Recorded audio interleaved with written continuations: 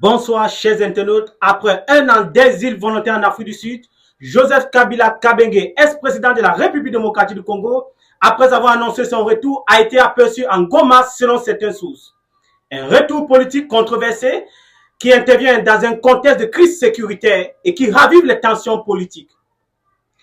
Quelle sera donc la suite de la crise qui sévit en République démocratique du Congo? À quoi s'attendre à ce retour sont les problématiques majeures que nous mettons à l'endroit de notre invité exclusif, président national du Nouveau Mouvement Populaire, président Barakani, qui prendra le soin, comme d'habitude, d'analyser, de décrypter et de poser les jalons comme perspective de sortie à cette crise. Pour cette autre direct spécial consacré à notre cher beau pays, la RDC, que nous aimons bien, c'est une co-présentation avec Ghislain Guesseux, à qui j'adresse mes civilités. Bonjour Monsieur Djengele, j'espère que vous allez bien. Monsieur le Président Mandakani, bonsoir. Bonsoir mon cher Ghislain Guesseux. Vous allez bien Monsieur le Président? Ben, vous connaissez ma devise, hein? Ma devise, je suis comme François, non. Je lutte, donc je vis. Je n'ai pas de soucis de santé, Dieu merci. Et je fais l'effort d'être toujours à mon poste. C'est important Monsieur le Président Mandakani, il faut que vous le soyez. Donc, pour pouvoir adresser de manière intéressante les problématiques qui sont très importantes et pour lesquelles votre analyse sont utiles, Monsieur le Président Mandakani. Je vous en prie. En termes de cette émission, Monsieur le Président, il a clairement été indiqué la situation qui prévaut actuellement en RDC. Et elle est marquée par le retour potentiel, supposé, entre guillemets, du président Kabila, parce que jusqu'à présent, il n'y a pas d'image suffisamment claire qui indique sa présence effective sur le territoire, même si beaucoup de personnes le disent, présence en territoire congolais, Monsieur le Président Mandakani. Après donc 6 ans de silence, il a décidé de retourner dans son pays. Et s'il est retourné, on suppose que c'est pour faire des choses qui sont utiles à son pays, Monsieur le Président Mandakani. Et c'est pourquoi il est devenu notamment très communicatif sur les réseaux sociaux. Et dans une publication récente qu'il a faite, notamment en date du 20 avril, il déclare, je le cite, « Comme annoncé par mon chargé de communication, je m'adresserai incessamment au peuple congolais. Ce message ne viendra ni des rumeurs, ni pas des interprétations. Je prendrai même la parole au moment que j'aurai choisi avec la responsabilité qui toujours m'a guidé. Quand un pays souffre, on ne reste pas silencieux. Et quand on revient, on ne revient pas pour observer. Préparez-vous à m'écouter. » Évidemment, il parle congolais, Monsieur le Président Mandakani. Il ajoute ensuite, bien que sa présence en territoire congolais n'a pas été confirmée par les officiels de Kinshasa, ces autorités de Kinshasa en l'occurrence, ont réagi de son retour et les mesures qu'elles ont prises sont les mesures plus ou moins intéressantes, Monsieur le Président Mandakani, parce que le ministre de l'Intérieur a annoncé la suspension des activités de son parti, le PPRD, comme vous connaissez peut-être, Monsieur le Président Mandakani, le parti qu'il a porté quand il était au pouvoir en l'occurrence. Et le ministre de la Justice, quant à lui, a donné injonction à l'auditeur général de l'armée congolaise ainsi qu'au procureur général de la Cour de cassation d'engager des poursuites judiciaires contre lui, Kabila en l'occurrence, et ses complices du PPRD FCC. Monsieur le Président Mandakani, cette réaction du gouvernement du président Tshisekedi, quand on la regarde, Monsieur le Président Mandakani, est-ce qu'on peut se dire qu'il s'agit d'une fermeté républicaine ou alors d'une panique politicienne, Monsieur le Président Mandakani? Bon, d'abord, je voudrais garder toute ma lucidité devant ce que je considère, et ça peut le compter comme étant de l'agitation.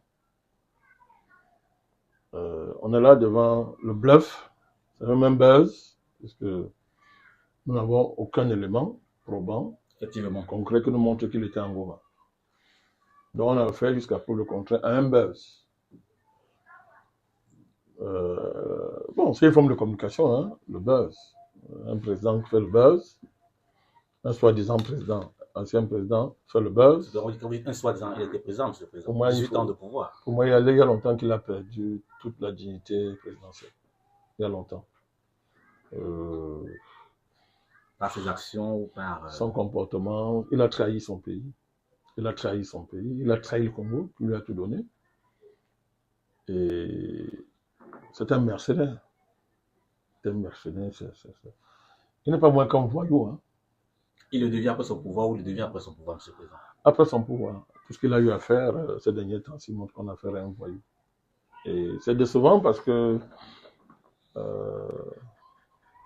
il a fait croire, il a laissé croire, il a donné l'impression qu'il avait aimé ce pays. Mais ce qu'on voit, c'est que c'est un Rwandais déguisé et qui n'a jamais aimé le Congo.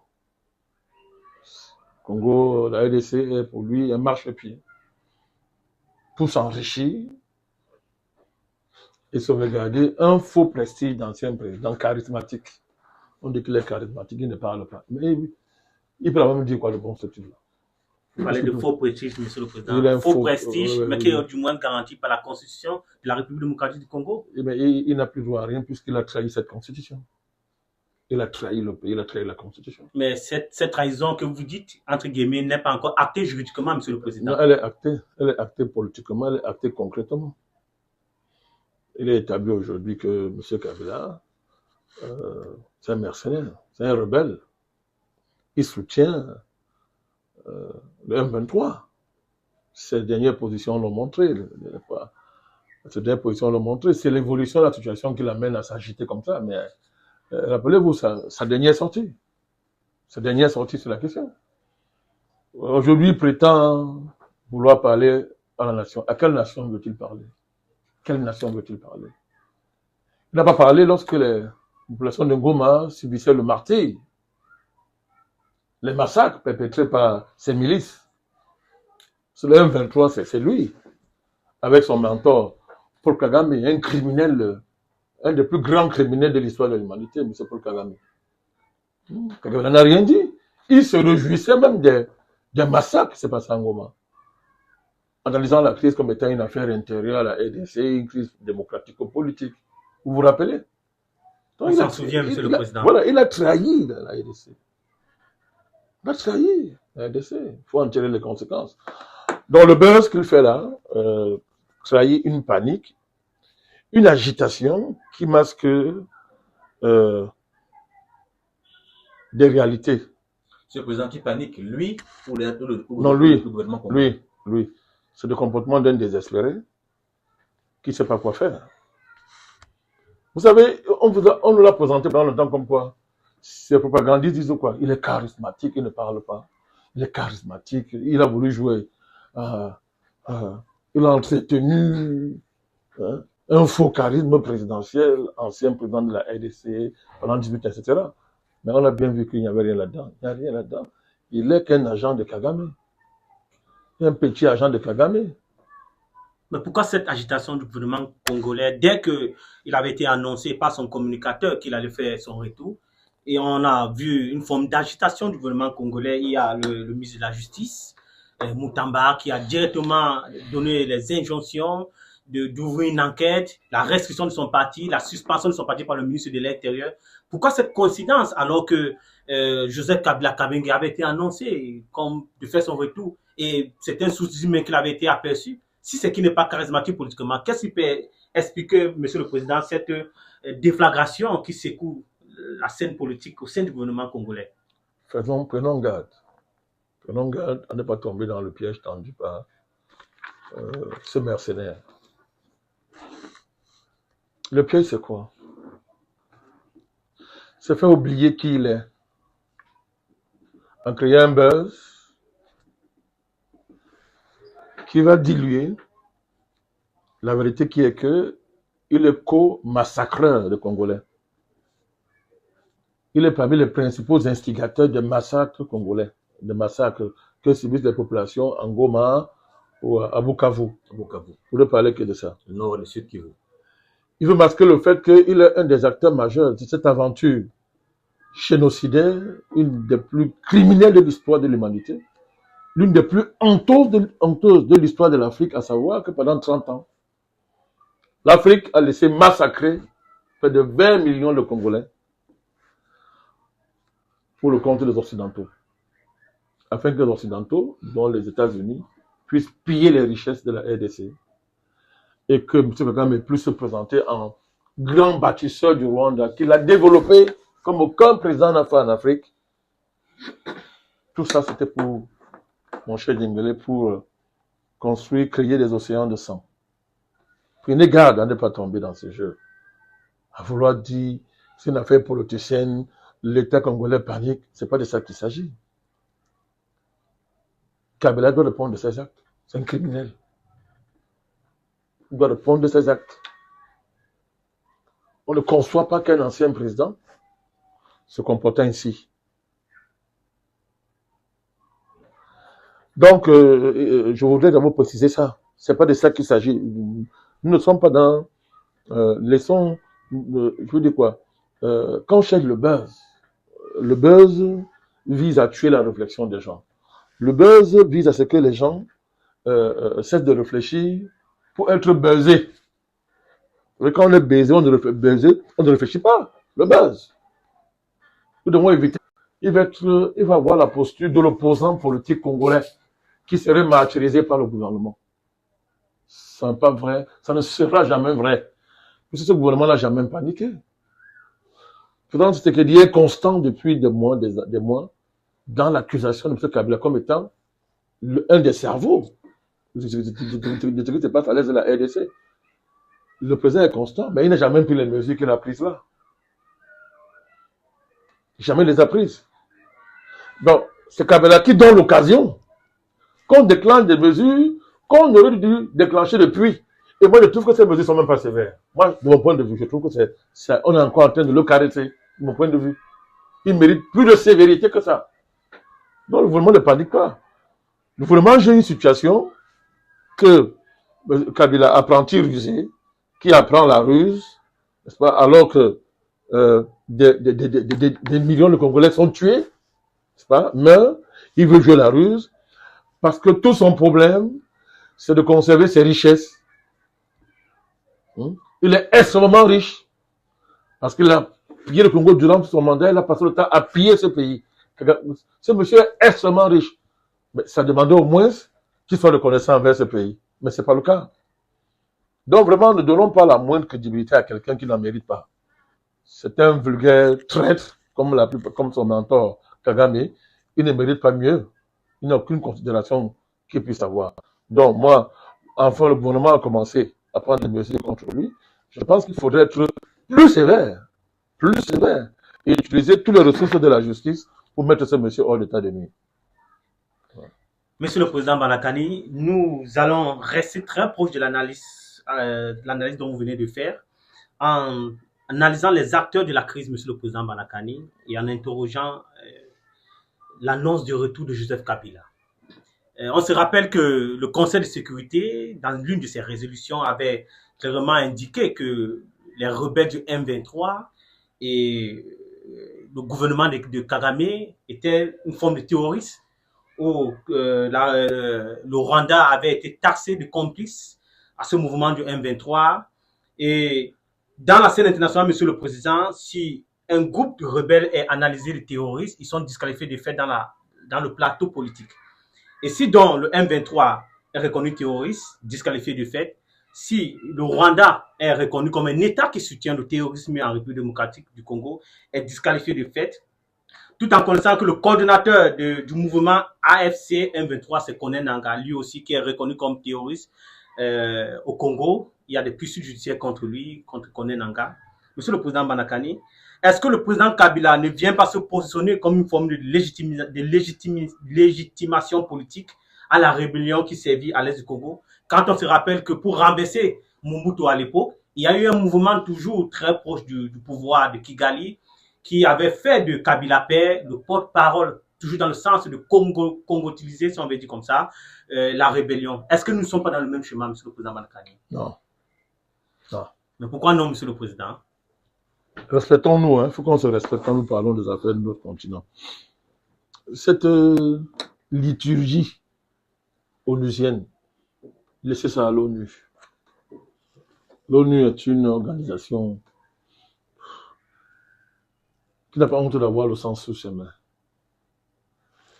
C'est une organisation qui a toujours blanchi les criminels et le crime au profit de l'Occident. Vous parlez de quelle rébellion? La rébellion vise à cacher, le mot rébellion vise à masquer la responsabilité de l'Occident dans cette situation. Le mot rébellion vise à africaniser, une fois de plus à donner la couleur nègre à un des plus grands crimes de l'histoire de l'humanité. De quelle rébellion parle-t-on? La rébellion pourrait renvoyer à des querelles domestiques, de gouvernance. C'est pas de ça qu'il s'agit ici. On est en face d'un vieux problème qui a commencé depuis la conférence de Berlin. Depuis le moment où, je répète encore, un autre criminel qu'on appelle Léopold II s'est approprié le Congo. C'est autour du Congo que le sort de l'Afrique a été scellé en 1884. Vous oubliez ça? Donc, depuis ce moment, la RDC, j'aime toujours rappeler ça quand je parle de la RDC. Depuis ce moment, ce pays n'a jamais existé en tant que tel. Les formes juridiques qu'on lui donne la souveraineté, c'est la forme que prend le fait que l'Occident s'est approprié un pays qui ne lui appartient pas dans sa pure tradition impérialiste. Alors on donne une forme juridique, c'est la souveraineté, c'est l'indépendance à l'ONU, etc. Mais c'est quelle indépendance? Va-t-on rappeler ici ce qu'a subi le mouvement nationaliste congolais sur le Lumumba? On ne va pas rappeler ça. Donc c'est le fait que les gens ont décidé que les matières premières de la RDC ne lui appartiendront jamais. Et pour ça, donc, on a créé des engins. On a créé des engins. Le Rwanda est un engin. Kagame est un engin, ce n'est pas un instrument, c'est un engin monstrueux. Les Museveni et son fils. Tous ces gens sont des engins qu'on a créés dans le cadre de la grande géopolitique des Grands Lacs visant à s'assurer que, la RDC ne soit jamais un pays puissant, n'ait pas une véritable armée, et de ce fait, n'ait jamais le contrôle sur ses matières premières. Donc, quand la RDC est unie, ça doit être sous la coupole de l'Occident. Quand tu veux lutter contre les engins qu'on a fabriqués à ses frontières et à l'intérieur, c'est toute la légion des Mobutu, des Tshisekedi, tous ces gens-là, n'est-ce pas? Il faudra toujours que ça soit sous l'arbitrage de l'Occident. Vous parlez de quelle rébellion? C'est la rébellion de quoi? Le M23 n'est pas une rébellion. C'est un instrument qui masque la main de l'Occident dans les crimes, les génocides qui se déroulent dans les Grands Lacs. C'est de cela qu'il s'agit. C'est quelle rébellion? Rébellion de quoi? M23, ce n'est qu'un nom. Avant ça, il y avait un autre nom. Il y avait d'autres noms. Donc, c'est de cela qu'il s'agit. On n'a pas fait une rébellion. Monsieur Kabila veut justement faire comme si c'était une rébellion. Il a deux fonctions là que son patron Kagame lui a donné, n'est-ce pas? C'est remplacer Kagame par Kabila. Pour qu'on oublie un peu le criminel, le grand criminel des Grands Lacs, Kagame, qui veut se cacher depuis que le monde sait qui il est, depuis que sa laideur pestilentielle, c'est-à-dire que est connu du monde entier. Il faut bien qu'il se cache un peu. Il faut en tout cas congoliser le visage de ce que vous appelez rébellion. Mais il est trop tard pour le faire, ça ne marche pas. Kabila, c'est un Rwandais. On ne peut pas le congoliser. Lui-même, il est incapable de se congoliser. Donc, c'est une bataille perdue à ce niveau-là. Donc, c'est là qu'il s'agit, une fois de plus, l'État profond occidental qui considère qu'il est l'héritier du certificat de propriété de Léopold II sur le Congo. C'est l'Europe, c'est la France pour l'instant, et tout l'État profond qui se réfugie en Europe. Ce sont eux qui sont derrière tout ça. Ce sont eux. Et ils pensent donc à la faveur d'Ele Kabila. Ele Kabila, c'est la France, c'est l'Union européenne, qui jusqu'aujourd'hui n'a pas renoncé à l'accord honteux, l'accord le plus honteux de ce début du XXIe siècle, n'est-ce pas? Et l'Europe n'a pas renoncé. Donc, tout ça, Kabila compte sur tout ça, n'est-ce pas, pour pouvoir imposer une négociation. Mais il est trop tard. Monsieur le Président Bandakani, sur la question précise des accusations que vous formulez contre Kabila, le désignant comme étant le chef. Ce ne sont pas d'accusations, ce sont des faits. Monsieur le Président Bandakani, il a communiqué sur la question et il a demandé les preuves parce que jusqu'à présent, tout ce qu'on a comme information, c'est les déclarations du gouvernement congolais dirigé par Tshisekedi. Est-ce qu'on va prendre les propos de Tshisekedi comme étant les paroles d'évangile, comme les faits avérés, Monsieur le Président Bandakani? La preuve, c'est Kabila lui-même. La culpabilité est généralement au terme d'un procès équitable, qu'on établit une culpabilité, Monsieur le Président Bandakani. Dans le cas concret, parce que Kabila n'a pas encore subi un procès. Mais parce que les Occidentaux... N'a-t-il pas lui aussi droit à procès, Monsieur le Président Bandakani? Parce qu'il y aurait un procès contre Léopold II. Vous mettez Kabila sur le même pédestal, Monsieur le Président Bandakani. Vous mettez Kabila et Léopold sur le même pédestal, Monsieur le Président Bandakani. Et puis c'est un engin. C'est un engin. Mon mot est pesé, hein. C'est un engin. Donc je vous demande, il y aurait un procès contre Léopold II, même mort. Il y aurait un procès contre le roi Baudouin, contre les Baudouins. Il y aurait un procès contre tous ces Européens qui se sont assis à Berlin pour dire que le Congo, c'est la propriété de Léopold II. Il y aura un procès contre la CIA, les Américains qui ont tué le Lumumba, l'ont scié. Les Belges, on ne pourrait pas de quel procès. Vous pouvez demander les preuves. Mais alors, attendez. Il est demande. Mais si on demande les preuves, donc. 100% des 100 Non, mais preuves. Juste des déclarations, monsieur le président. Mais je vous dis que les Occidentaux, là, qui est-ce qu'on voit? Kagame est le criminel des Grands Lacs, c'est lui qu'on voit actuellement. Ça fait longtemps qu'il disait que Kagame disait qu'il n'est pas derrière le M23. Dans son cas, monsieur le président, l'ONU l'a reconnu désormais, mais Kabila, c'est pas. Mais attendez, avant que l'ONU le connaisse, nous, ça fait 15 ans que nous on dit ça. Et on nous demandait toujours les preuves. Alors que le rapport était dans les bureaux onusiens. Les rapports là sont là. C'est pas nouveau. Ce rapport n'est pas nouveau. Ce rapport existe depuis 2000. Et même avant ce rapport-là. Dans ces rapports, est-ce qu'il parle de Kabila de manière précise? Bien sûr. D'ailleurs, les Américains l'ont averti. Les Américains ont cité aussi Kabila. On l'a cité. Mais ça, parce que les Américains l'ont cité. Je dis que c'est lui. Parce que lui, c'est lui qui vient se potenter. C'est-à-dire, c'est le voleur qui vient dire qu'arrêtez, moi, c'est moi qui vole. Est-ce qu'il y a encore les preuves? Est-ce que demande les preuves quand tu es en flagrant délit? Vous avez vu, on est en flagrant délit, vous demandez quelle preuve? Lui, il vient dire que c'est moi le chef de la rébellion. Vous demandez quelle preuve? C'est le chef de la rébellion. Il n'y a plus de débat qu'il a travaillé, que son patron s'appelle Paul Kagame. Les preuves sont là, comme on dit au quartier, à gogo. Les actes qu'il a posés comme président montrent qu'il a travaillé pour la RDC, la manière dont il est arrivé au pouvoir montre qu'il travaillait pour Kagame. Les revendications du M23 qu'il endosse. Vous voulez qu'il y ait des preuves? Quand on massacre les populations de la RDC dans Angoma et à Bukavu, Kabila ne dit rien. Même pas le moindre mot, il ne dit rien. Monsieur le Président, est-ce que le silence vaut toujours culpabilité, Monsieur le Président? On ne peut pas se taire en tant qu'ancien président d'un pays quand on massacre ton peuple. Tu ne peux pas te taire. C'est une obligation. Monsieur le Président Manakani, il a pris sur lui d'annoncer une communication qu'il fera sous peu, Monsieur le Président Manakani. Il fallait faire la communication à l'instant. Quand on massacre ton peuple, tu défends ton peuple. Quand tu étais ancien président, lui, il était content qu'on massacre son peuple. Mais dans le cas d'espèce. Et quand il a fait la sortie, parce qu'il dit maintenant qu'il va parler à quelle nation? Mais oui, président, dans le cas d'espèce. Attendez. Les sorties qu'il a fait, il parlait à qui? Donc, il parlait pas à la nation. Mais allons-y. Il parlait à qui? Mais tout au moins, s'il a dit que c'est la situation à RDC qui l'oblige à revenir sur le terrain. Non, ne jouons pas ce jeu. D'autres fois, le père, c'est lui qui parle. Oui. Vous savez, je vous dis qu'en droit, le flagrant délit, c'est la preuve. Hein. C'est la meilleure des preuves. Quand on te prend en flagrant délit, tu ne veux pas dire que c'est pas moi. C'est toi. Maintenant, il dit c'est pas moi, mais c'est lui. Il est pris en flagrant délit. Ce voyou, il est pris en flagrant délit. Donc, je vous dis, maintenant, il dit qu'il parlera à la nation. Parce que, on dit le crime n'est même pas fait. Le crime n'est jamais parfait. Parce qu'un criminel est toujours menacé par, c'est-à-dire, les démons qui l'inspirent. Merci. Toujours, c'est ça qui le rend fou comme ça. Il devait lui se taire et mesurer ses mots. Mais non, c'est qu'il n'aime pas trop parler parce qu'il ne sait même pas parler d'abord. Non, c'est ça. Donc, il faut que, autant il se taire pour toujours, quand il dit des bêtises. Mais c'est quelqu'un, ton peuple est massacré. Tu ne dis rien. Le monde entier condamne. Le monde entier a condamné. Vous en peut-être prenez son temps avant de parler. Non, attendez. Oui, autant il ne parlait pas. Qui l'a forcé de parler les deux autres fois? Elles sont obligées de parler. Puisque depuis il dit qu'il ne parle pas parce qu'il est trop charismatique. Pourquoi il parle alors? Il ne condamne pas, il ne dit rien. Parce qu'il pensait qu'ils vont gagner. Et qu'ils vont marcher sur Kinshasa. Quand il se rend compte que l'affaire prend le tournoi, là, il parle. Mais quand il parle là, il ne parle pas à la nation. Hein.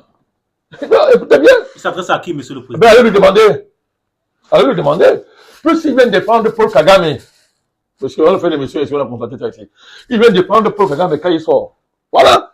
Pendant ce temps, Kagame et ses milices, tuent à Bukavu, tuent à Ngoma. Et c'est en dizaines de milliers, ce sont des milliers de gens qui meurent, monsieur Gessé. Kabila, il ne dit rien. Maintenant, quand il se rend compte que, quand dans leur plan, c'est-à-dire l'État profond, en débandade, qui se réfugie en Europe, au sein de l'Union européenne, dont la France, quand ils se rendent compte que c'est terminé, que ce qu'ils disent l'ont méprisé, l'ont simplifié, ce n'est plus ça. Le plan B, c'est quoi? C'est que il faut tout faire pour que Kagame, le patron, ne le voit pas, qu'on l'oublie un peu, qu'on oublie le Rwanda. Alors il faut donner une image congolaise à l'affaire. Mais comme le crime n'a même pas fait, qui est-ce qu'on met? Un Rwandais. qui est venu s'enrichir au Congo, est devenu président, on lui a tout donné, et qui aujourd'hui continue à montrer qu'il s'en fout, les Congolais. Il parlera à quelle nation? Il parlera à quelle nation? Donc, vraiment, nous ne sommes pas là pour reprendre les discours. Quelqu'un qui veut jouer un rôle qui ne peut pas incarner. C'est un traître. Et il faudrait qu'on le traite comme ça. C'est un traître. Il a trahi son pays, c'est tout. Il a trahi son pays. Donc, il n'est pas crédible. On ne va pas réussir à donner. Personne ne va encore légitimer le 1-23. C'est fini ça.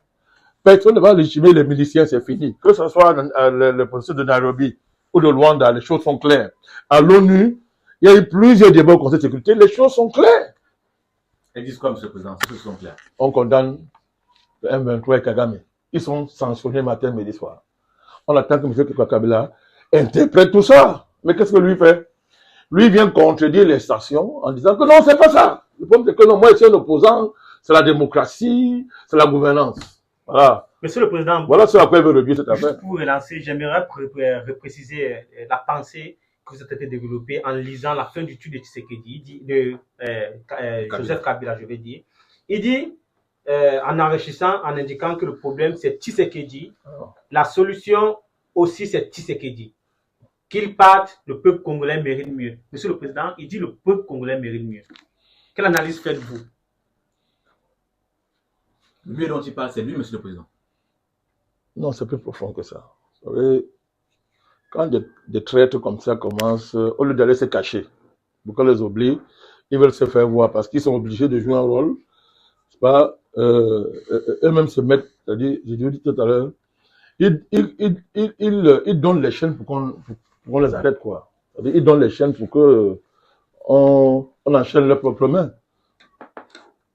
Le problème, c'est Tshisekedi. Mais il est d'accord avec Tshisekedi, non? Yeah. C'est pas lui qui a essayé l'accord avec Tshisekedi pour l'alternance à la tête de l'État. Évidemment, c'est lui. C'est pas lui. Mais quand on est aussi intelligent que lui, on ne fait pas ce genre d'erreur. On ne fait pas ce genre d'erreur. Tshisekedi était très bien lorsque ils s'entendaient. Ils étaient très bien, non? Mais c'est pas lui qui a rompu l'accord, Monsieur le Président. Non, ils étaient très bien quand ils s'entendaient. Mais ça, il ne devient pas bête parce qu'il a rompu l'accord. Un accord, ben, on peut dénoncer l'accord. Mais avant de signer l'accord, il faut être maître, du moins au niveau intellectuel, au niveau de la compréhension, au niveau de l'intelligibilité de l'accord, il faut être maître de son accord. Donc, quand on n'a pas pu être maître de tout ça, on est humble. Vous savez, Kagame a insulté Tshisekedi. Il dit c'est un vendeur de pizza, que c'est un ancien patron qu'elle veut présenter. On dit, mais non, il est président d'un grand pays comme ça, c'est un vaurien. Mais il était en face du vaurien à Doha. Au Qatar. Au Qatar. Il a avalé sa langue. Au Qatar. Donc, il faut faire attention. Il faut faire attention. Donc, non, c'est pas. Kabila a créé un mythe. Il a mystifié son personnage parce qu'il savait qu'il n'est pas congolais. Il fallait d'abord régler ce problème-là. Deuxièmement, il fallait masquer le fait qu'il était un engin, un traître, un cheval de Troie de M. Kagame. Il fallait masquer tout ça. Donc, il a fabriqué un faux mythe autour de sa personne.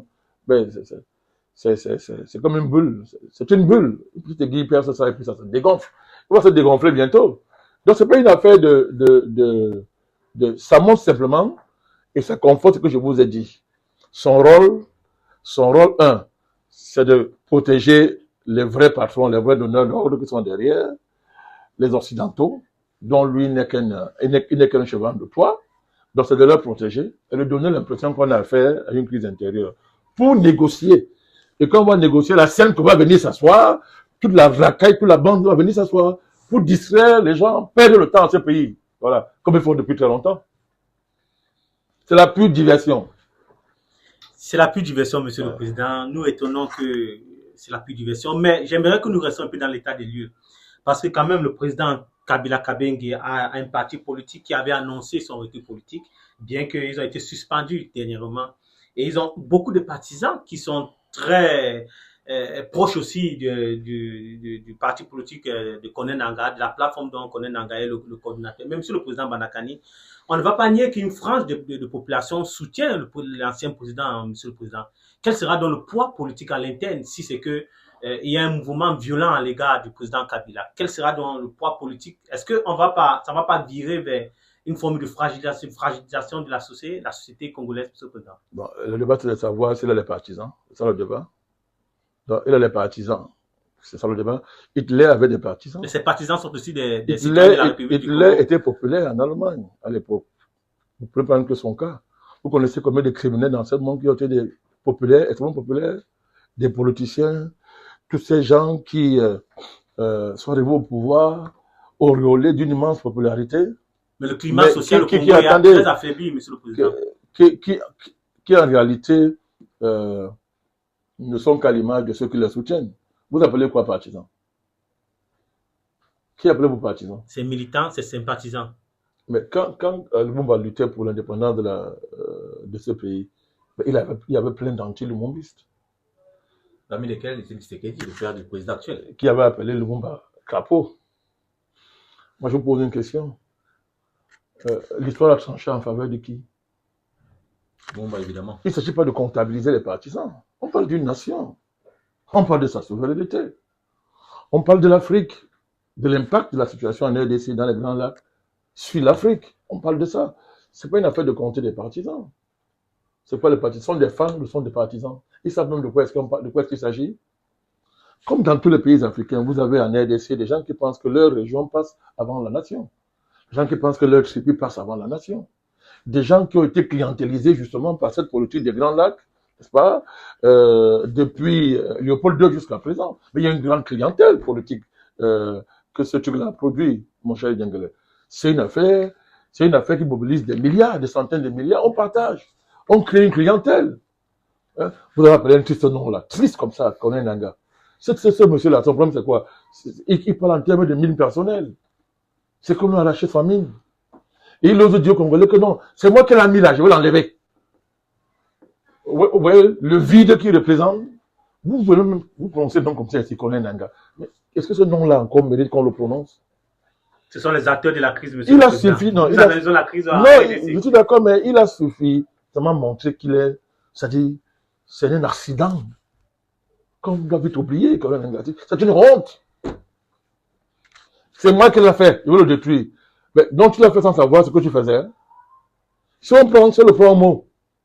Donc il ne savait pas ce qu'il était en train de faire. Pour te dire que c'est lui qui a fait ce qu'il dit, il va le détruire. M. le Président, il peut estimer qu'il a fabriqué un monstre qu'il faut détruire, M. le Président. Mais il faut fabriquer un monstre et qu'il vous dépasse, vous vous taisez.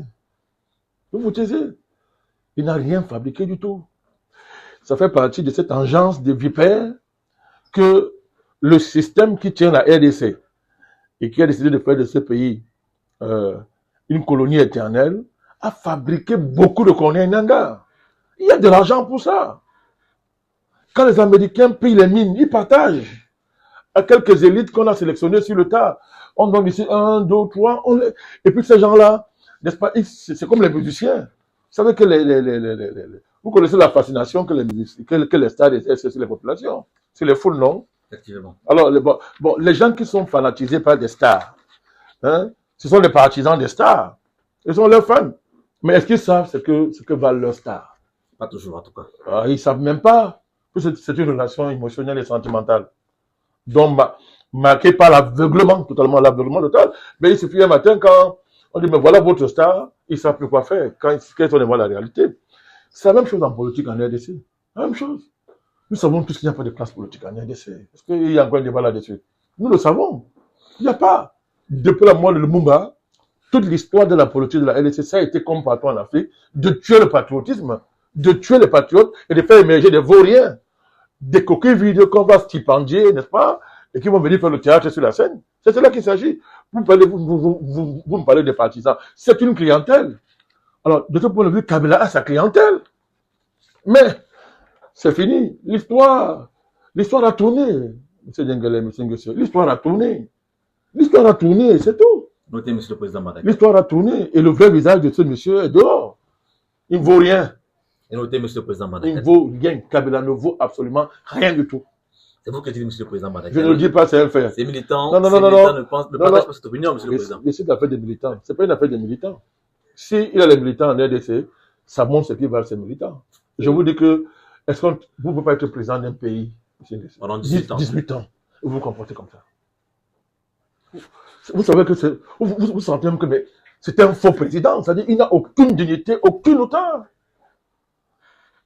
Même, je vous l'avais dit en off, si on veut faire la politique politique, on fait la politique pour la politique. Je vous avais dit que même en continuant à être un traître, on peut être un traître, on est intelligent dans la traîtrise.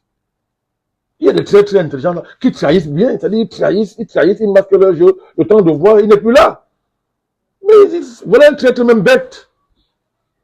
Il ne peut pas réfléchir. C'est-à-dire que voilà un monsieur, moi sa place, j'aurais été le premier à soutenir le président Tshisekedi. Ça veut dire que tu es un peu intelligent. Mais il est ce qu'il est, c'est-à-dire qu'il est arrivé là par hasard, on l'a placé là, il était marionnette, et il joue au grand. Il dit qu'il ne parle pas, il est silencieux. Il joue au charisme. Il n'a aucun charisme. C'est le charisme de la trahison. C'est le charisme d'un subalterne, d'un cheval de Troie. Donc c'est zéro charisme du tout. Monsieur le Président Mandakani, ce mois d'avril, Monsieur le Président, notamment le 17, les États-Unis ont une fois de plus sommé le Rwanda de retirer ses troupes dans la RDC. Lors d'un point de presse, notamment donné par le conseiller principal pour l'Afrique du département d'État des États-Unis d'Amérique, son Excellence M. Massad Boulos. Par ailleurs, les États-Unis ont salué le retrait des rebelles de la ville de Walikale, le qualifiant le retrait en l'occurrence, de résultats concrets consécutifs aux efforts diplomatiques qui sont déployés par les États-Unis pour que la paix revienne en RDC, M. le Président Mandakani. Cette position pour les États-Unis dans le processus de paix en RDC peut-elle produire les mêmes résultats dans les villes de Goma et de Bukavu, M. le Président Mandakani? Bien sûr, bien sûr. Le président Tshisekedi avait dit qu'il va récupérer Goma et Bukavu soit par la diplomatie, soit par la force. Il va réussir les deux. Il est en train de réussir par les deux voies. Pour l'instant, ça avance pas trop, M. le Président. Ça avance. Encore sous contrôle, je crois, et Goma peut-être encore. Ça avance. Les Ouazalendo et l'armée font des progrès énormes. Si on part de la situation d'avant, aujourd'hui, il y a beaucoup d'avancées. L'armée se met progressivement en place, elle s'organise. Et l'accord de la RDC et l'État américain, c'est un accord où la sécurité est inclue. Contrairement à M. Kabila, qui a signé avec les Chinois sans sécurité. Voilà, il trompe les naïfs, sans sécurité. L'accord là, c'est un accord entre États. Deuxièmement, le volet sécurité est consubstantiel. C'est l'échange. Je dis bien consubstantiel, le mot à sa place, n'est-ce pas, avec est consubstantiel d'avec les mines qu'on va exploiter. Bon, alors, moi je vous pose la question. Si les Américains ont été les maîtres de Kagame, ils ne peuvent pas s'opposer à ces maîtres. Donc c'est une question, je vous dis, c'est une question de temps. Goma sera repris, Bukavu sera repris. Quel est le prix de cette passe américaine, monsieur? Oui, donc tout ça montre que votre président là, il ne réfléchit pas. Kabila, il ne réfléchit pas. Il a perdu parce que ça va dans le sens de la justice. Les méchants peuvent triompher un temps. Ils ne peuvent pas triompher tout le temps. On ne peut pas faire ça à un peuple que vous avez dirigé pendant 18 ans. 30 ans comme ça, les Congolais sont massacrés. Kabila est à l'image des dirigeants africains et des Africains qui ont abandonné ce pays et qui aujourd'hui donnent les leçons à Tshisekedi. Voilà le vrai débat, hein, que Kabila avait distrait les gens là-dessus. Le vrai débat, c'est pourquoi. Comment on peut expliquer le comportement de l'Afrique à l'égard de la RDC? Comment on peut expliquer ça? Comment on peut expliquer que les bourreaux soient aujourd'hui blanchis par la négraille? C'est-à-dire que c'est l'Occident, l'Amérique, la Belgique, ces pays-là, qui sont en première ligne en matière de sanctions contre le Rwanda. Où est l'Afrique? Joseph Kabila, dans l'un où est l'Afrique? Il indiquait que le président Tshisekedi n'a pas eu de démarche sincère aux côtés de ses confrères africains et qu'il pensait qu'il est temps pour une démarche sincère auprès des présidents africains pour résoudre le problème de crise qui sévit en RDC. Oui, quand lui était président, c'est pas africain qui était sincère avec lui. Puisque sincère, ils ne sont plus sincères quand il faut compter sans lui. Mais il se prend pour ce qu'il n'est pas. Quel est le président africain qui peut prendre aussi la déclaration de Kabila? Il pense qu'il est encore président. Il n'est plus président, on sait qui il est. Personne ne le considère. C'est parce que vous voyez qu'il se prend pour ce qu'il n'est pas.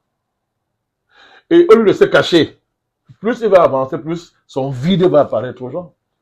Donc, il ne s'agit pas de Kabila, il ne s'agit pas de Tshisekedi. L'Afrique a trahi la RDC. Comme nous nous comportons sur l'ensemble des dossiers concernant notre continent. C'est incroyable. C'est-à-dire, on n'a pas une vision globale, on n'a même pas une vision africaine de nos crises, alors qu'en face de nous, on pense Afrique. Quand ils pensent Afrique. Ils ont toujours pensé à Afrique. La conférence de Berlin, c'était Congo, mais c'est l'Afrique qui était visée. C'est toute l'Afrique. Le Congo n'était qu'une base d'entrée. C'est toute l'Afrique qui était visée. Ils se sont répartis. Ils ont dit, écoutez, arrêtons de nous chamailler, arrêtons de nous tirer dessus, entendons-nous, mettons sur pied un gentleman agreement entre nous pour aller. L'important, c'est qu'on prenne l'Afrique. Mais regardez les Africains. Regardez-les. On n'arrive même pas à avoir une pensée globale. On est incapable. On est incapable d'avoir une pensée globale. Et on est toujours en train de courir après les crises. Toujours en train de courir après les crises. Les mêmes choses se répètent. Vous voulez qu'on parle de l'Union africaine? Mais ça fait pleurer. Quand vous regardez ce marché, vous pleurez. Vous dites, mais qu'est-ce qu'on a fait pour mériter tout ça? Donc aujourd'hui, quand il dit les Africains, c'est qu'ils pensent que, d'ailleurs, vous n'avez pas vu la sortie de la présidente de la Namibie? Voilà des gens comme ça. C'est-à-dire que, bon, maintenant, c'est une femme, hein, c'est plus un homme. Puisqu'on dit que les femmes ont un rapport particulier à la politique. C'est une femme qui est là. Toutes ces institutions sous le journal sont corrompues. N'ont pas été en mesure de gérer cette crise. N'ont pas été en mesure de prendre en charge cette situation. Elles ne pouvaient pas le faire. Parce que ce sont des fausses institutions sous le journal. Elles travaillent pour l'impérialisme. En dernière instance, elles travaillent pour l'impérialisme, ça se voit. Vous n'avez qu'à voir les honneurs que les présidents de la sous-région donnaient à Kagame quand ils venaient aux réunions. Cela va sans dire. Et ça parle plus que tout. Donc, Kabila leur demande de venir maintenant, en plus, renforcer le camp de l'État profond. Ils sont déjà dans l'État profond, déjà. C'est le comportement de la SADC, le comportement de l'Union africaine, des gens comme Ruto, toute cette bande-là. Il n'y a plus rien à montrer. On a vu leurs jeux, on a vu leurs limites. Donc, Kabila pense que l'État profond, là, l'Europe, la France et les agences françaises qu'on appelle l'Union africaine, la SADC, les choses comme ça, peuvent constituer une masse critique, géopolitique, capable de contraindre Tshisekedi à une négociation. C'est ça l'espérance de Kabila. Mais il est trop tard. Hein. Monsieur le président Bandakani, vous semblez vous réjouir de la paix imposée par les Américains, monsieur le président Bandakani. Parce que dans les conditions concrètes actuelles, si on s'en fie aux dynamiques diplomatiques, le président Tshisekedi semble compter davantage sur les États-Unis, avec qui il y a un accord supposément, un accord paix contre sécurité, paix, sécurité contre mine, effectivement. Monsieur le président Bandakani, quel sera le prix à payer par le Congo? Parce qu'on a la mémoire, monsieur le président, des événements en Ukraine, où les présidents Trump a réussi à obliger l'État ukrainien à un accord sur les mines, qui est un accord qui, dans sa réalité, est un accord quasiment d'expropriation des droits ukrainiens sur les mines ukrainiennes, monsieur le président Bandakani. Est-ce que c'est le même schéma que vous souhaitez pour le Congo, en échange de la paix imposée par les Américains, cette fameuse Pax Americana? Je n'ai pas de souhait. Ma position sur le conflit en RDC, qui est un conflit africain, est basée sur une lecture profonde de la géopolitique mondiale et de ses évolutions. Ça fait des années que j'attire l'attention des Africains sur les évolutions qu'il y a au sein des États-Unis et au niveau de la géopolitique occidentale. Vous êtes témoin de mes alertes que je n'ai pas cessé de lancer. Bon, est-ce de ma faute si Kagame croyait que le monde lui appartient? Vous me demandez si on se réjouit, mais les Africains se réjouissaient quand Tshisekedi n'était pas reçu aux États-Unis. Ça réjouissait Kagame. Ça réjouissait toute la bande là, c'est pas, qui jouait le jeu avec les Occidentaux. Ça réjouissait les Africains qui sont même plus américains que les Américains, parce qu'ils se fichent des morts qu'il y a dans un pays voisin. Ça me disait que ça les réjouissait. Mais pourquoi vous voulez me faire porter le chapeau de l'inconsistance d'une même partie de l'élite africaine? Nous avons anticipé au NMP sur l'arrivée de Donald Trump. Et nous avons partagé ça. Nous avons partagé. Que Tshisekedi aujourd'hui a perçu l'avantage qu'il avait à saisir l'opportunité qu'offre l'arrivée de Donald Trump au pouvoir. Puisque Kagame était soutenu par qui? Les ennemis de Donald Trump. Clinton, le criminel Obama, tous ces gens-là. Je dois rappeler que plusieurs fois, c'est que ce qu'il propose là à Trump. Mais il a proposé à Biden. Il a proposé aux autres, mais on ne l'a pas reçu. Et Kagame se réjouissait. Et ça ne disait rien aux Africains.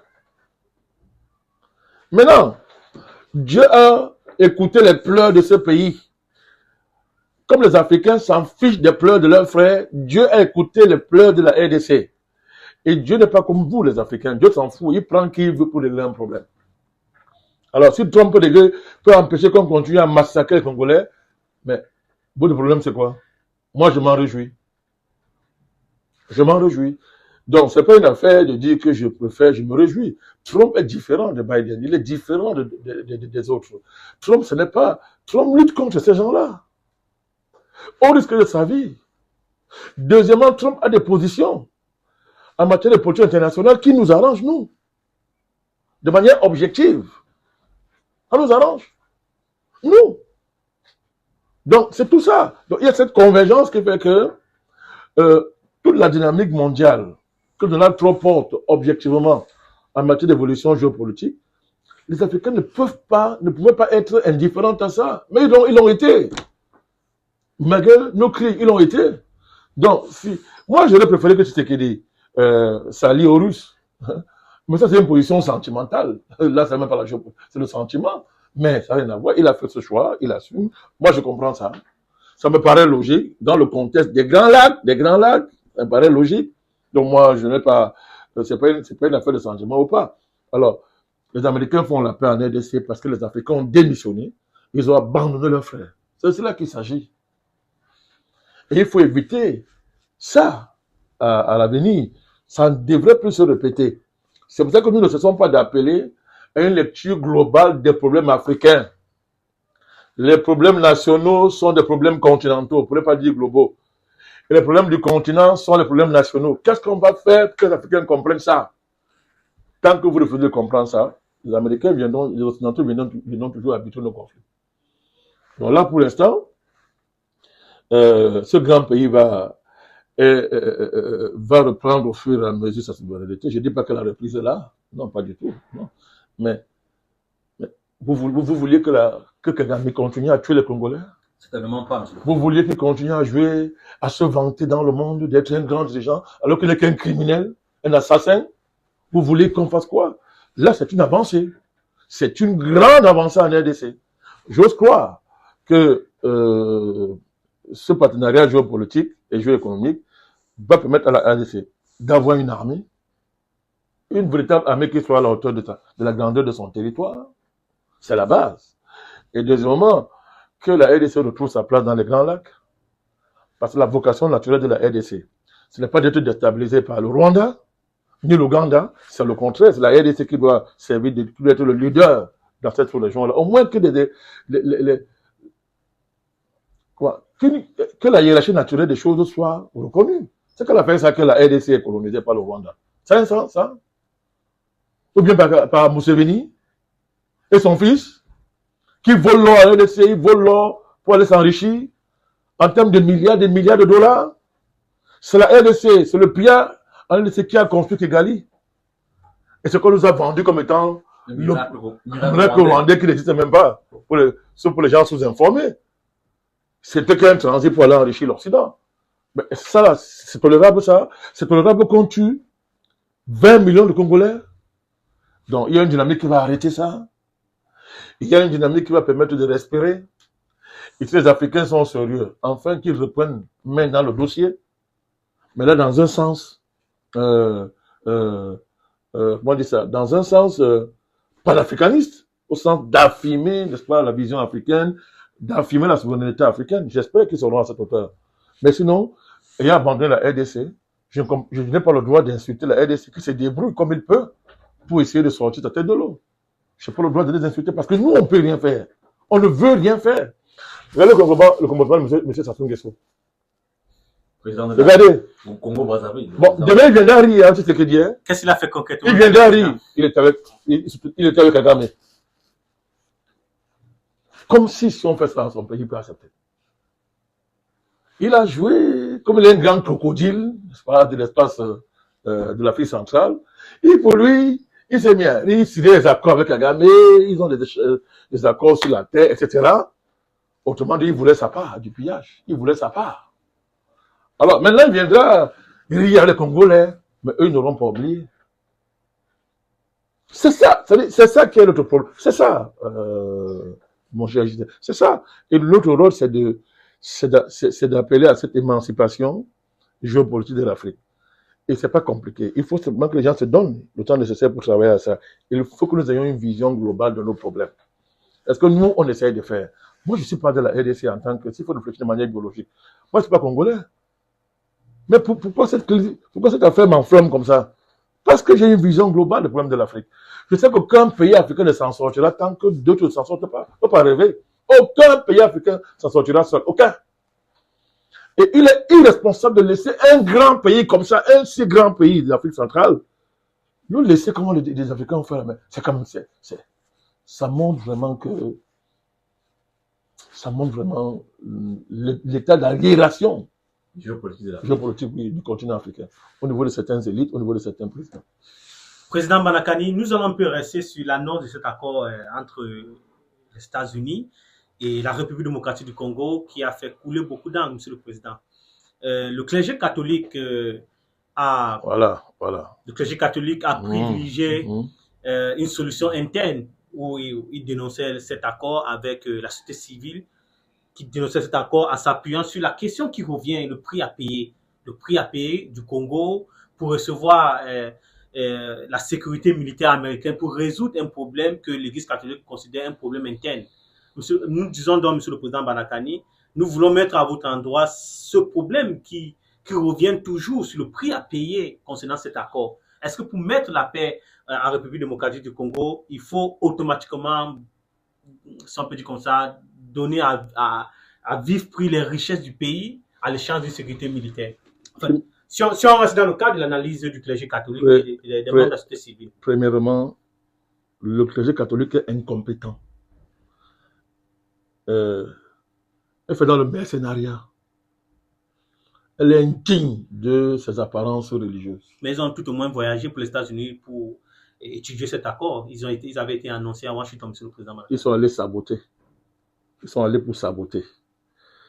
Avec les Katumbi et consorts, pour saboter. Ils ont voulu doubler l'État. Soi-disant auréolé du prestige de leur sultan rouge catholique. Ils croyaient qu'ils devaient réussir ce qu'ils ont longtemps réussi depuis la nuit des temps. La scène, c'est une honte. C'est une honte. C'est triste pour l'Afrique. Et que les gens continuent à accorder de l'importance à des porteurs de sultans comme ça. Alors, on n'a pas mieux à faire en Afrique que de croire à des gens comme ça. On va voir le niveau de leur Dieu. On va voir le niveau du Dieu de la Senko. On parle de quoi? Cette Senko-là, n'est-ce pas elle qui a mobilisé tout le Congo pour chasser Kabila du pouvoir? Vous avez oublié? Au nom de Jésus? Il n'y avait pas de marche où l'Église catholique s'est impliquée comme jamais en RDC, demandant à leur de descendre dans les rues avec les pancartes de Jésus. Vous avez oublié? Aujourd'hui, ils sont ensemble. Vous ne voyez pas l'incompétence. Vous ne voyez pas la criminalité. Vous ne voyez pas la vénalité. Lisez l'histoire de la RDC. Vous verrez le rôle de l'Église catholique en RDC. Les églises protestantes, le rôle qu'ils ont joué. Leur compagnonnage avec Léopold II, avec la Belgique et avec les États-Unis. C'est l'histoire de la RDC. Deuxièmement, vous voulez faire le procès de bradage en matière première de sécurité. Il brade quoi? Avant qu'il soit porteur, le sultan ne dit pas dire la vérité aux Congolais à qui ça appartient. Donc c'est Tshisekedi qui est venu. Donc Tshisekedi était là quand Léopold II est venu prendre pour le Congo. Il n'était même pas né, il ne savait même pas qu'il va naître, Tshisekedi. Et depuis Léopold II jusqu'à présent, la Seine-Croix dit quoi? La Seine-Croix dit quoi quand la Belgique, au nom d'un droit de préemption, mafieusement signé avec les États-Unis, a transféré tout ça aux États-Unis? La Seine-Croix fait quoi? Quand on a tué Kabila, on l'a scié. À l'acide, scié, découpé à l'acide. La Seine-Croix dit quoi? Le Mumba. Le Mumba, pardon. Ils ont dit quoi? C'était l'enjeu. Quel était l'enjeu? Sous couvert de lutte contre le communisme de Lumumba. Les catholiques ont laissé faire, puisqu'ils étaient anticommunistes primaires. J'espère que vous le savez. Les catholiques ont été des antiques, la hiérarchie catholique, hein, la hiérarchie. Parce qu'il y a plein de catholiques en Amérique latine partout qui ont assumé leur adhésion à la théologie de la libération. Effectivement. Très bien. Bon, ils étaient excommuniés, hein, par le fameux pape Jean-Paul II. Le fameux pape Jean-Paul II. Il a dit que si tu es un communiste, tu vas en enfer. Et que Dieu n'aime pas les communistes. Que Dieu déteste les communistes. Que quand Dieu voit un communiste, Dieu devient, c'est-à-dire, Dieu devient rouge. Donc, ils ont dit que les communistes, c'est anathème, comme on dit dans le jargon. Évidemment, ils ne pouvaient qu'applaudir quand les Américains, au nom de l'anticommunisme, massacraient avec les Belges le Lumumba. Je vous dis, découpé, scié à l'acide. C'est récemment que un Tintin est sorti pour dire qu'il a la dent de Lumumba. On a osé faire une cérémonie pour le plan de sang.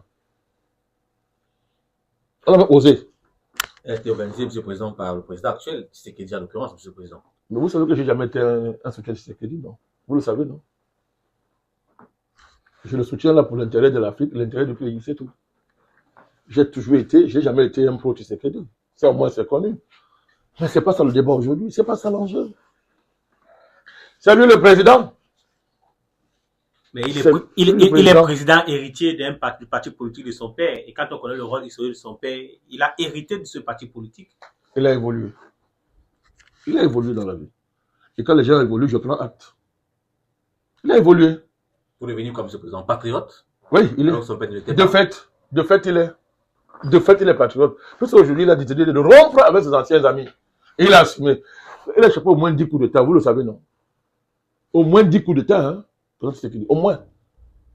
Dans lequel la main du géant du Rwanda est dedans. Sa main est dedans. On pourrait parler que de lui. Donc, je tente de dire que, on va qu'on fasse diversion. La situation des matières premières, on ne brade pas ce qui n'existe pas. On ne brade pas, on brade quoi? La RDC n'a jamais été maître de son patrimoine en matière première. Le pays se bat pour arracher ça. On est arrivé à une nouvelle phase du processus. En cela, c'est une avancée. En cela, c'est une avancée. Donc, la Senko se taise. Ils ne sont pas sérieux. Ils ne sont même pas un peu sérieux. Parce qu'ils mentent. Il faut dire la vérité sur la situation de matières premières de ce pays. À la conférence de Berlin, ça a été scellé. Ça appartient à Léopold II, ça appartient aux Américains. Mais alors, donc, on parle de quoi? Il faut arrêter d'enfumer les gens avec ça. Kabila parlait de bradage, lui là, comme Paris parle aussi. La scène cause, ils ouvrent la bouche là. Vous parlez? Si vous boutouyez avec quoi, c'était quoi? L'Occidentaux vous donnent ce qu'ils veulent donner. Ils ont toujours donné ce qu'ils voulaient donner aux Congolais, ce qu'ils voulaient donner. Mais dans le cadre d'un accord non écrit, ce ne sont pas vos matières premières, c'est pour vous. Que fait l'ONU en RDC depuis 1960? MONUSCO. La MONUSCO, c'est l'ONU, j'appelle ça l'ONU. Combien de présidents ont demandé le départ de la MONUSCO en RDC? Combien? Ils ont dit on ne part pas. Le dernier en date, Joseph Kabila. Ils ont dit on ne part pas. On va partir quand on aura achevé de démocratiser la RDC. Ce qui veut dire par achever sa colonisation. Donc de quoi est-ce qu'on parle? Ne vous laissez pas séduire, emporter par les propagandes des méchants, des traîtres et des corrompus. La Senko, je vous dis, était en première ligne dans les manifestations anti-Kabila. La Senko a célébré l'accord Kabila-Tshisekedi pour l'alternance. Oui, monsieur. Vous rappelez là des faits, monsieur le président. Je vous rappelle les faits. Alors, bon, donc, je vous parle de leur incompétence, de leur incapacité à être les bergers d'un troupeau qu'ils ont même conquis par la force et la ruse et le mensonge. Ils ne peuvent pas être des bergers. Parce que si un berger est aveugle, il conduit le troupeau. Mais ces gens, ils sont plus qu'aveugles. Ils sont méchants. Ils sont méchants. Donc, il faut qu'on explique à la RDC ces problèmes réels. C'est-à-dire que l'histoire de ce pays-là, sa malédiction, c'est que on a transformé une bénédiction divine en malédiction. Alors, et quand la Senko est incapable de dire cette vérité-là aux gens, avec les soutanes qu'il porte, c'est une honte. La RDC n'a pas de problème. C'est que ces matières premières sont sa malédiction. Lorsque on dit, on prend ça. Ça a aidé à construire les bombes américaines, les bombes nucléaires américaines d'Hiroshima et Nagasaki. C'est avec les matières premières de la RDC que ça a été construit. Qui ne le sait pas? Vous êtes là pour ça. C'est pour ça qu'on a dit, tue Lumumba, joue ton rôle et nous, En 1960. on te met là. La scène qu'on ne connaît pas le rôle de la CIA dans les Grands Lacs. La scène qu'on ne le sait pas. On ne sait pas que tout président de la RDC doit être un agent de la CIA. La scène qu'on ne le sait pas. La scène qu'on ne sait pas comment on a déclassé la RDC au profit du Rwanda. Dans ce rôle-là. Il savait que vous étiez un agent de la CIA avec un matricule. Et que son renversement par le Kagame, on a abouti au fait que le Kagame jouait de mettre son rôle. C'est pour ça que les présidents de la sous-région se mettent à genoux devant Kagame, même avec les mains remplies de sang, les mains, la bouche, les yeux pleins de sang rouge. C'est incroyable. Donc, en fait, c'est une affaire de richesse. L'Église catholique a des intérêts dans les matières premières de la RDC. Ça, on ne peut pas vous le dire. Ils ont des intérêts. La Senko a des intérêts, comme Kabila, comme Nanga. Elle roule pour elle-même. Elle ne roule pas pour la RDC. Elle roule pour elle-même. On va lui donner l'importance qu'elle n'a pas. Ce sont des chercheurs, ils gèrent leurs petits intérêts. Il n'y a pas de Dieu là-dedans. Il n'y a pas de Dieu là-dedans. Bien entendu, monsieur le président Banakani. Pardon, il faut arrêter avec cette histoire qu'on est en train de brader les matières premières. On ne brade pas ce qui n'existe pas. On brade quoi? C'est bradé depuis. On a pris. Brader, c'est peu dire. On a arraché. On a arraché. Dans le cadre d'un rapport de force qui a été organisé depuis la chute du président Mobutu au profit du criminel du Rwanda et qui a des acolytes. L'autre criminel qui est en Ouganda. La complicité de l'organisation sous-régionale qui couvre tout ça, mon cher Dingley. C'est ça la vérité. Donc, tu te dis, il est arrivé là comme il est arrivé, tant mieux. Mais je vous répète encore, Dieu fait comme il veut. Le vrai Dieu fait comme il veut. Pour l'instant, il s'est retourné contre ça. Il dit maintenant, ok, moi je vais défendre mon pays. Il a dit, c'est terminé cette affaire. Je ne dialogue plus. Le dialogue, c'est terminé. C'est clair. Il a tenu ferme. Dieu a aidé avec l'arrivée de notre au pouvoir. Et les Congolais peuvent respirer. C'est bien compris, monsieur le président Banakani. Il nous reste à peu près 20 minutes et j'aimerais que nous attamons la ligne des perspectives, monsieur le président Banakani. J'aimerais mettre sur votre table un ensemble d'idées comme ça qui pullulent le cercle des géostratèges africaines, précisément les politiciens congolais qui pensent qu'il est temps pour le président Félix Tshisekedi de convoquer un dialogue national où dans ce dialogue, le Blaise président Joseph Kabila sera convié pour discuter. Cette analyse part sur le principe que si Tshisekedi a pu dialoguer au Qatar avec Kagame, ça serait pas un crime pour lui aussi de dialoguer avec certains leaders politiques, en l'occurrence Joseph Kabila. Monsieur le Président, quelle analyse faites-vous? Est-ce que vous êtes pour cette perspective de dialogue? C'est ça la géostratégie. C'est ça la géostratégie. Obligé d'utiliser un gros mot pour dire ça. Si j'étais si fort en géostratégie, il y a longtemps qu'on aurait anticipé sur la situation de la RDC. Et moi, je pose la perspective. Mais nous attendons les plus grands des géostratèges qui sont très forts pour demander le dialogue. Mais le géostratège, c'est pas leur rôle. Ça. Leur rôle, ça aurait été d'anticiper sur ces évolutions depuis dans les Grands Lacs, où se joue la recolonisation du continent africain. Peut-être qu'ils ne sont pas membres du gouvernement congolais. Non, je dis... Les questions sécurité sont des stratèges. Oui, c'est vous qui avez dit que ce sont des grands stratèges. Il ne peut pas devenir que le gouvernement Tshisekedi soit autiste, c'est-à-dire qu'il refuse d'écouter les conseils qu'on donne, monsieur le président. Je vais répondre plus sérieusement. Je suis tellement en train de dire que on peut pas comme vous avez fait avec les gros titres des géostratèges. Ils sont géostratèges de quoi? Ils sont géostratèges des Occidentaux. Ils reprennent les théories de l'Occident. Donc, alors...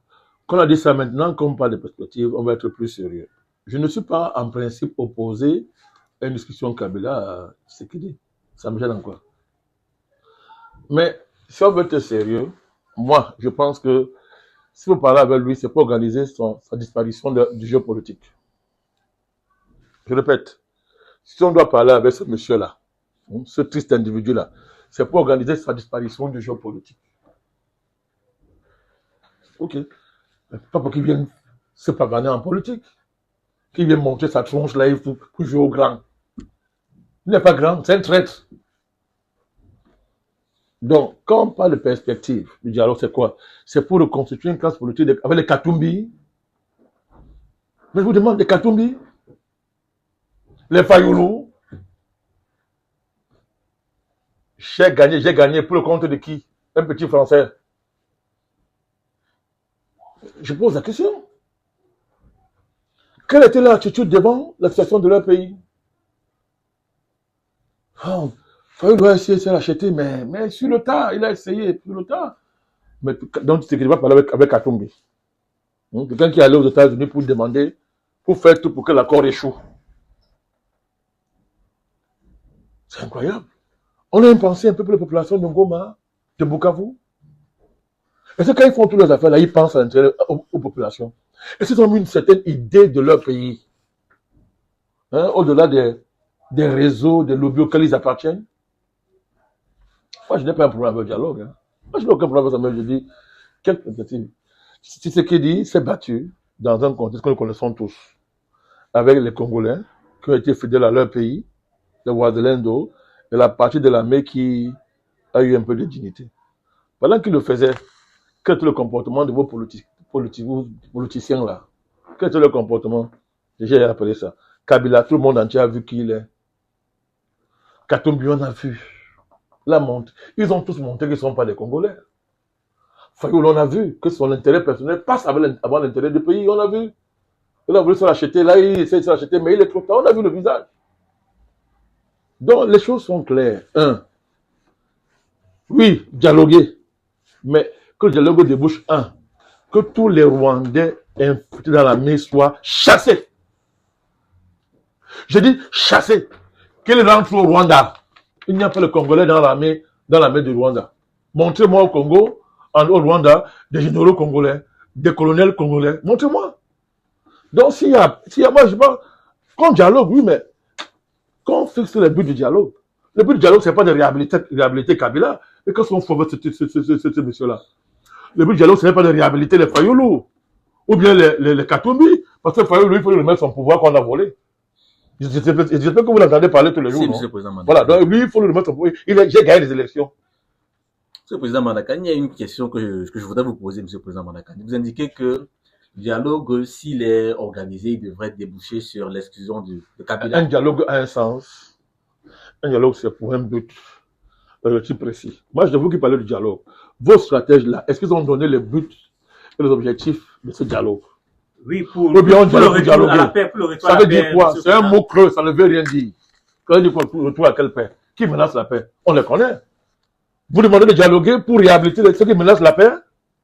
Pour les réhabiliter, de donner le pouvoir, pour qu'ils continuent à déranger? Vous avez vu les réclamations du 1-23, non? C'est connu, non? Il demande quoi? Vous voulez qu'il accepte ça? Bon, demandez à Kabila s'il est contre les revendications du 1-23. Alors vous allez savoir à qui vous avez affaire. Demandez-lui de se prononcer sur les revendications du 1-23. Il s'est déjà prononcé. Il dit que c'est le problème interne à la RDC. Parce qu'il dit, que le plan du 1-23, que l'Est de la RDC soit placé sous administration du Rwanda. Deuxièmement, qu'on laisse tous les généraux là. Deuxièmement, qu'on nomme des Rwandais replacés dans les hautes sphères de l'administration de la RDC. C'est pas possible. C'est la mort de la RDC. Par rapport à ça, que dit Fayoulou? Que dit Katumbi? Vital Kamerhe a parlé, monsieur le président. Vous parlez de qui? Vital Kamerhe. Non, c'est lui qui fait tout l'honneur, si on prononce son nom ici. Ça ne te vaut rien. Donc, vous voulez comprendre? Vous voulez que... Je vous pose la question. Donc, on va dialoguer pour faire quoi? Pour moi, le dialogue n'aura de sens que si, je suis concret, tous les infiltrés rwandais dans l'armée du Congo, ils rentrent chez eux. Et là, on est même gentil. On est gentil, parce qu'ils ne méritent plus que ça. Ils rentrent chez eux. Que le Rwanda oublie un seul jour qu'il aura un droit de regard sur le Kivu. Le Kivu, ce n'est pas pour le Rwanda, c'est pour la RDC. C'est le président Mandakani. Attendez. Tout c'est qu'on règle la question des réfugiés rwandais. et c'est ce qui est clair. On organise leur retour au Rwanda. C'est tout, au Rwanda. Et que le Rwanda oublie qu'ils sont Congolais. C'est quoi ces gens qui continuent à dire qu'ils sont Congolais? Ils sont Rwando-Congolais. Ils disent que Kagame, quand il n'a rien à dire, il profère des inepties en plein jour. Que c'est la colonisation qui a fait. Maintenant, il veut jouer à l'anticolonialiste. Le criminel veut jouer maintenant au panafricaniste. Mais il est trop tard pour lui. Il n'a qu'à rompre d'accord avec le ciel. Personne en fait ne peut le confier. C'est fini pour lui, il n'y a pas d'affaire à faire. Donc le dialogue doit avoir des buts précis, des objectifs clairs. Si c'est pour revenir au temps passé, non, c'est faux, c'est fini. C'est terminé. Et c'est en cela que vous voyez l'avancée qui se profile. C'est en cela que vous voyez l'avancée qui se profile. C'est là où nous le distinguons les autres analystes. Non, il n'y a que l'avancée. On brade des matières premières. J'ai démontré qu'on ne brade rien. On ne brade pas ce qui appartient à quelqu'un d'autre. Les gens qui donnent le bradage, ils sont sérieux. Ils ont d'abord récupéré ça entre les mains des bandits qui ont pris. C'est que les bandits, c'est l'Occident, les États-Unis, la Belgique et consorts. Même la Belgique fait mieux que les Africains. C'est quand même terrible, hein. Les Belges sont même mieux que les Africains. Ils disent bradage. Il parle de quel bradage? Je brade ce qui m'appartient. Donc, on veut croire que la RDC est maîtresse de ses matières premières? Non. Donc, voilà un autre argument des kabylistes et consorts, c'est du mensonge. Avec la Senko. Ils mentent. Ils masquent leur vénalité, leur trahison du pays derrière un bradage au creux de bradage. Voilà. Deuxième chose. Il faut être clair.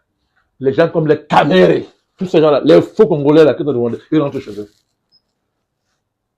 Ils rentrent chez eux.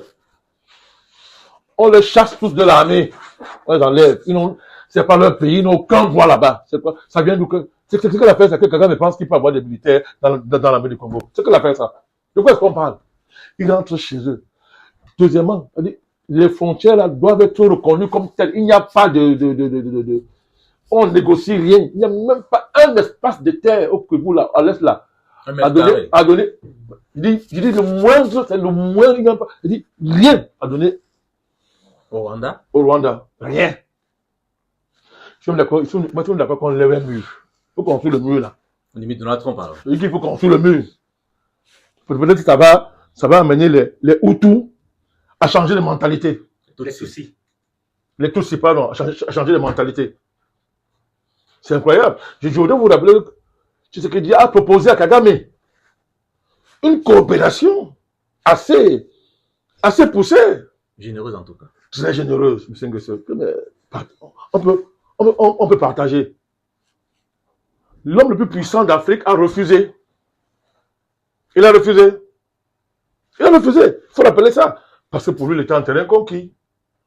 Il était trop fort. Il a refusé. Donc, que tous ces politiciens-là, ou si vous appelez quoi politiciens-là, qu'ils se prononcent clairement sur cette situation. Le président dans ce moment-là, pourquoi pas? Le dialogue aura un sens. Souvenez-vous que l'actuel vice-premier ministre congolais, Jean-Pierre Bemba Gombo, a été par le passé un chef de milice, M. le Président Madaki. Oui. Notamment commandant de MLC. Tout à fait. Mouvement de libération du Congo, M. le Président. Tout à fait. Et que sous ses ordres, entre guillemets, il y a beaucoup de crimes qui ont été commis, M. le Président Madaki. Mais aujourd'hui, il a été récupéré par Tshisekedi et il jouera le gouvernement, M. le Président Madaki. Pourquoi est-ce qu'on peut admettre l'accusation qui était portée à son endroit pour la plupart relevait des machineries occidentales, comme on sait le faire. Je parle de Jean-Pierre Bemba. Oui, il a payé sa dette à la CPI. Il était acquitté d'ailleurs. Voilà, il était acquitté. Et maintenant, il se reconvertit dans un patriotisme ardent. Nous saluons ça. Ce que vous dites, il s'est reconverti dans un patriotisme ardent. Oui, je ne le connaissais pas comme ça. Je l'ai connu, il ressemblait à tous les politiciens là, des gens qui défendent des intérêts, avant tout. Mais là, il y a une dimension patriotique aujourd'hui qui est indéniable dans son comportement. Je salue ça. Il se dit que ce qu'il l'a récupéré. Il était là-bas pour qu'on le récupère. Il a compris les enjeux. Parce qu'il est ministre du gouvernement du Ségué. Oui, mais il aurait pu aussi entrer dans la rébellion, dans ce que vous appelez rébellion. Il aurait pu le faire. Mais il a choisi de défendre son pays. De même que il a mis de côté les divergences qu'il avait avec Tshisekedi pour défendre le pays. C'est ce qu'on demande. C'est tout. Donc nous saluons le comportement de Jean-Pierre Bemba.